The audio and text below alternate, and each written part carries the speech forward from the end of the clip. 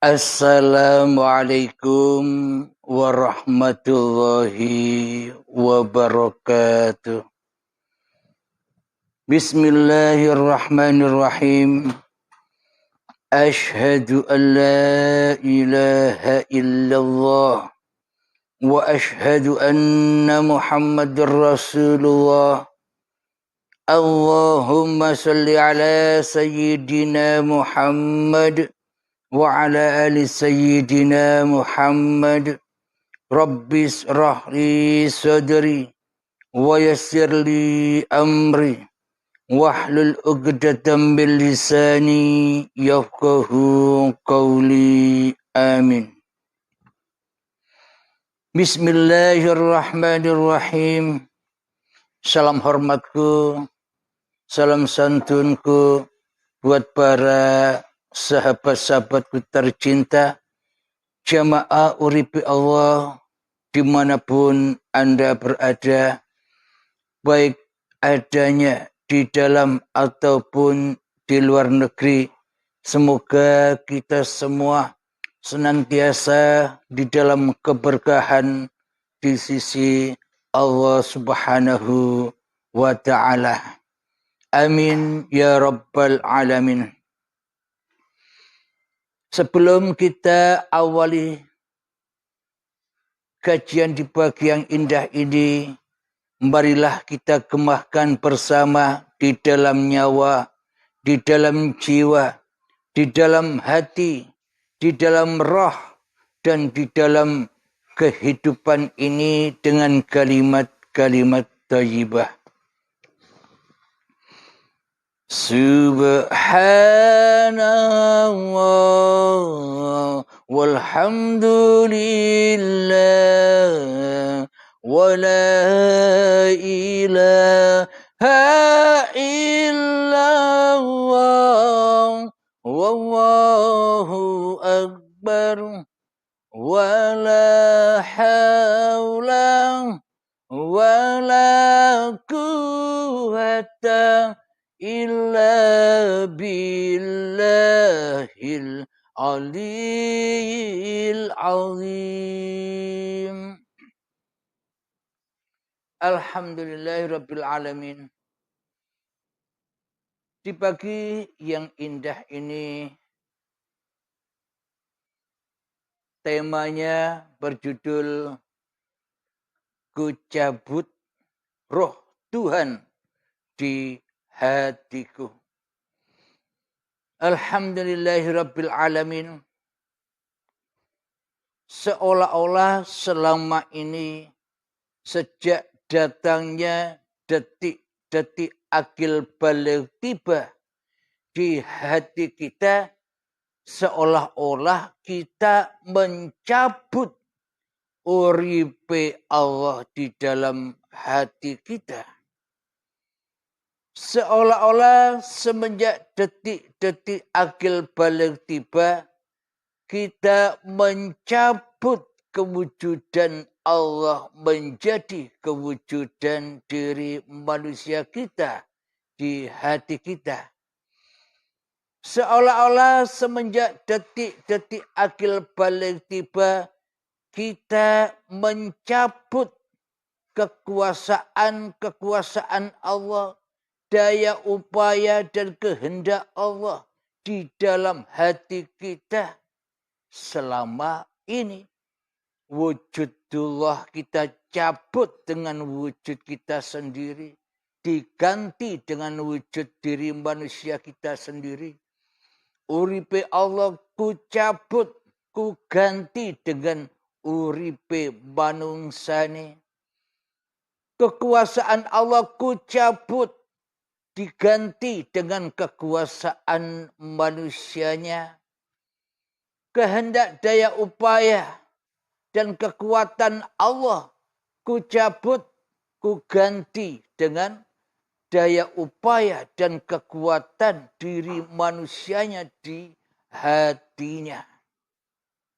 Inilah bukti bahwa seluruh manusia telah mencabut kekuasaan, telah mencabut kehidupan, telah mencabut kewujudan-kewujudan hak cipta sang pencipta menjadi milik manusianya. Jadi seolah-olah Tuhan, seolah-olah Allah tiada perannya sedikit pun di hati kita walaupun sebiji darah. Jadi sesungguhnya kita selama ini mencabut kekuasaan Allah menjadi kekuasaan diri manusia kita. Maknanya manusia telah menghandle apa-apa yang dimiliki Tuhan. Apa-apa yang dikuasai Tuhan. Manusia menghandle kewujudan, kehidupan, kekuasaan Tuhannya menjadi kekuasaan diri manusianya di hatinya. Inilah bukti-bukti yang sangat amat nyatanya manusia berubah menjadi Tuhan ketika detik-detik akil balik tiba. Bismillahirrahmanirrahim. Di dalam surat Al-Isra ayat yang ke-85 dijelaskan, Bismillahirrahmanirrahim. Wa yas'alunaka 'anir ruh. Qulir ruhu min amri rabbi. Wa ma utitum minal ilmi illa qalila. Yang artinya, dan mereka bertanya kepadamu Muhammad tentang roh. Katakanlah, roh itu termasuk urusan Tuhanku. Sedangkan kamu diberi pengetahuan hanya sedikit. Alhamdulillahirabbil alamin. Jadi pengetahuan tentang roh. Jadi pengetahuan tentang uripe Allah, manusia hanyalah diberi hanya sedikit saja, setetes saja, ibarat setetes dari air di lautan. Jadi sangat amat sedikit sekali manusia yang diberitahu tentang kehidupan. Jadi maknanya kehidupan yang diakui oleh kehidupan manusianya ibarat setetes dari air di lautan. Hanya setetes. Maknanya ketika manusia mengasingkan hidupnya dari hidup Tuhannya, ketika manusia membelenggu kehidupan ini menjadi kehidupan manusianya. Ketika manusia membelenggu kewujudan manusianya menjadi kewujudan diri manusianya. Ketika manusia membelenggu kekuasaan menjadi kekuasaan manusianya, maka itulah ibarat satu tetes air di lautan.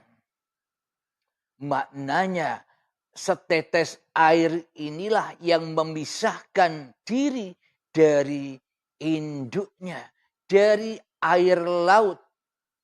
Jadi setetes ini ngaku-ngaku jadi Tuhan, memisahkan dari kehidupan Tuhannya di hatinya. Sejak detik-detik akil balik tiba. Ketika manusia berpisah dari kehidupan Tuhannya, ketika air setetes pisah dengan induk air di lautannya, maka setetes air ini akan banyak menimpa kecelakaan dan mara bahaya. Karena air setetes ini bersendirian tanpa induknya di lautan. Karena tidak menyatu, karena tidak esa dengan air yang maha luas, yang maha akbar di lautan. Jadi manusia merasa memisahkan dirinya dengan menjadi setetes air dari air lautan. Sehingga setetes air dari air lautan ini mendapatkan berbagai banyak bahaya-bahaya. Bahaya kekeringan, bahaya kepanasan, bahaya takut dihirup atau diminum oleh burung-burung. Pokoknya setetes air ini di dalam kehidupannya, di dalam memisahkan dirinya dari air yang di lautan, maka ia selalu dipenuhi dan diliputi dengan berbagai macam ketakutan hidup bersendirian tanpa induknya di lautan. Maknanya manusia akan tertimpa bara bahaya bencana dan ketakutan demi ketakutan bila tidak mengembalikan, bila tidak datang pulang kembali kepada uripe Allah. Bila hidup masih diakui sebagai hidup pribadi manusianya, maka manusianya akan tertimpa bencana dan azabnya dunia, disiksa di dalamnya. Disiksa untuk mencari-cari dunia, mencari-cari urusan-urusan dunia, mencari persaingan-persaingan untuk mendapatkan dunia. Semuanya serba panas, kepanasan. Karena hanya setetes dari air di lautan. Maka dari itu panas sekali. Bila tidak pulang kepada air yang akbar di lautan. Alhamdulillahirabbil alamin. Ketika Nabi Muhammad ditanya tentang roh. Jadi Kanjeng Nabi Muhammad pun tidak akan pernah tahu tentang roh. Bila di dalam hati Nabi Muhammad yang jadi Tuhan, yang wujud, yang nyata, yang jelas, yang nampak, yang berkuasa masih diri Muhammadnya, masih hawa nafsunya. Mana mungkin Nabi Muhammad tahu tentang Ruhullah. Jadi yang tahu tentang Ruhullah, yang bisa menceritakan tentang Ruhullah, yang bisa menjabarkan dan mewedar uripe Allah itu ya Allah sendiri. Ketika Nabi Muhammadnya sudah rela, sudah ridho, kembalikan air setetes itu kepada induknya di lautan. Maknanya ketika Nabi Muhammad sudah mengembalikan kehidupannya kepada kehidupan Tuhannya, maka akhirnya ya Allah sendiri yang menceritakan zatnya. Uripe Allah sendiri yang mewedar seluruh kajian-kajian tentang ketuhanan. Alhamdulillahirabbil alamin. Karena di dalamnya hawa nafsu sudah tak ikut menjadi Tuhan lagi. Sehingga suci bersihlah tentang babagan ketuhanan. Murnilah apa yang diajarkan sehingga terbentuk Al-Quran sebagai mukjizatnya Nabi Muhammad sallallahu alaihi wasallam.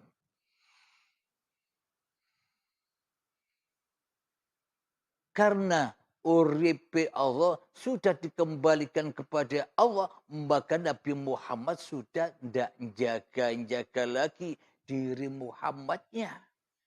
Muhammadnya sudah tidak jaga-jaga lagi kehidupan Muhammadnya. Muhammadnya sudah tidak menjaga-jaga lagi kekuasaan Muhammadnya. Karena hakikat Muhammadnya itu adalah Adam. Berawal dari Adam. Sesungguhnya tidak ada tanpa diadakan oleh Allah Subhanahu wa ta'ala.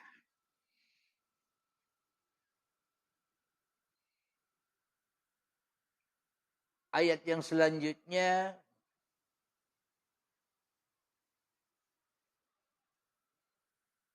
di dalam surat Al-A'raf ayat yang ke-172.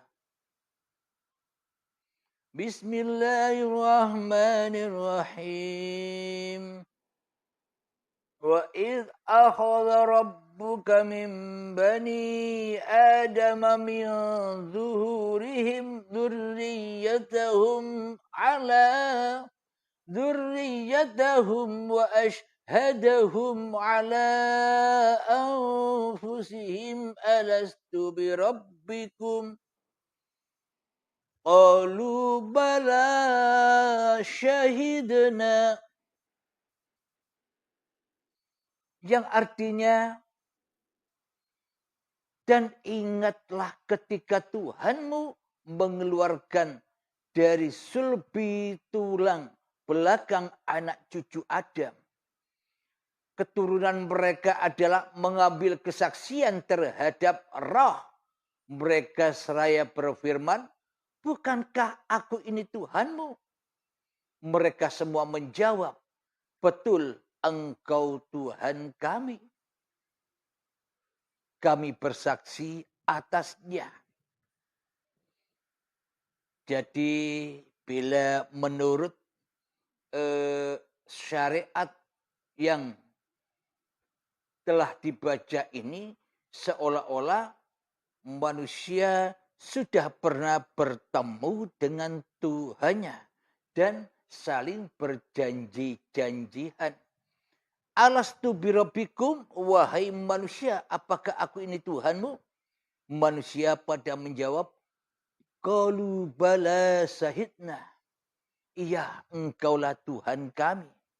Seolah-olah manusia kita sudah bertemu dan berjanji-janjian dengan Allah. Seolah-olah saja kan begitu. Hanya seolah-olah saja kok. Seumpama kejadian itu nyata dengan nyatanya, bagaimana mungkin kita saat ini bisa ingkar kepada Allah? Bagaimana mungkin saat ini kita bisa kufur kepada Allah? Bagaimana bisa saat ini kita bisa menjadi Tuhan atas pengakuan bahwa hidup ini hidup manusiaku di hatiku? Berarti selama ini aku, kita semua telah mencabut roh, telah mencabut hidup, telah mencabut kekuasaan, telah mencabut kehendak, daya upaya dan kekuatan Allah menjadi milik kita. Sehingga Allah tak bisa apa-apa. Sehingga Allah tak bisa menjadi siapa-siapa. Seolah-olah Allah tidak ada kuasanya sedikit pun terhadap kita selama ini. Karena rohnya sudah dicabut dengan hawa nafsunya. Karena kekuasaan Allah sudah diambil alih oleh setiap diri manusianya di hatinya. Itulah yang dimaksud manusia sama-sama mencabut roh Tuhannya menjadi roh diri manusianya selama ini. Jadi seolah-olah Allah itu mati. Seolah-olah Tuhan itu tak pernah ada. Yang ada hanyalah diri kita sendiri di hati kita selama ini. Jadi hakikatnya yang ada di dalam surat Al-A'raf ini, persaksian-persaksian manusianya selama ini. Coba kita hayati, coba kita ingat-ingat lagi, coba kita logikakan. Apakah mungkin dulu kita pernah berjumpa Allah dan berjanji-janjian atau menyaksikan bahwa Allah Tuhan kami. Alastu birabbikum qalu bala syahidna. Kapan kita pernah berjumpa Allah? Sesungguhnya bila manusia sudah jumpa Tuhannya, maka manusia tak akan pernah lepas dari Tuhannya. Maka manusia tak akan ingkar kepada Tuhannya bila manusia sudah menyaksikan Tuhannya di hatinya. Berarti ayat ini ketika manusia menyaksikan bahwa Allah sebagai Tuhannya kapan? Sebenarnya nanti bila Anda sudah ketemu baiat, sudah ketemu kematian Anda, baru nyata ayat ini. Jadi selama ini kita belum pernah janjian dengan Allah. Kenapa? Buktinya selama ini kita ingkar kepada Allah. Sedangkan di sini ayatnya, alastu birabbikum, apakah aku ini Tuhanmu? Manusia pada menjawab, qalu bala syahidna, iya engkaulah Tuhanku. Nah, apa buktinya bila hal ini sudah terjadi?